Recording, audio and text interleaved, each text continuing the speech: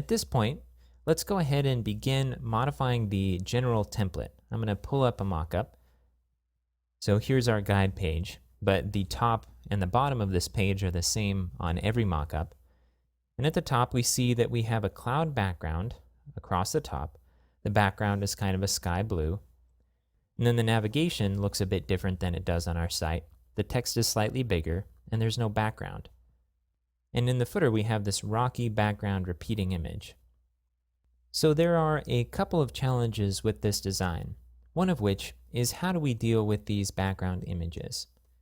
Now, these images have been included with our resource pack in the images directory, so we know we have the files. We're not referencing them on another site like we did with our Zimbabwe picture. We have them, and we need to be able to associate them with our site to make them available to use in the CSS. And then we're going to be using CSS in order to position these images as backgrounds in the header and as a background in the footer, so that we can then layer other elements on top of it, like the menus and the logo. So what are some ways we can make these images available to us?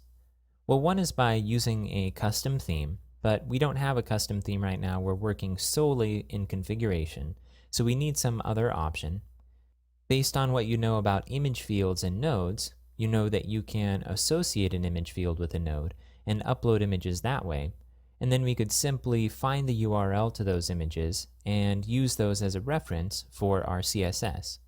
But this is a little bit clunky. We're associating images with a node, which means that if the node gets deleted, then those images may get removed as well. And it seems like there just must be a better way. Well, there is.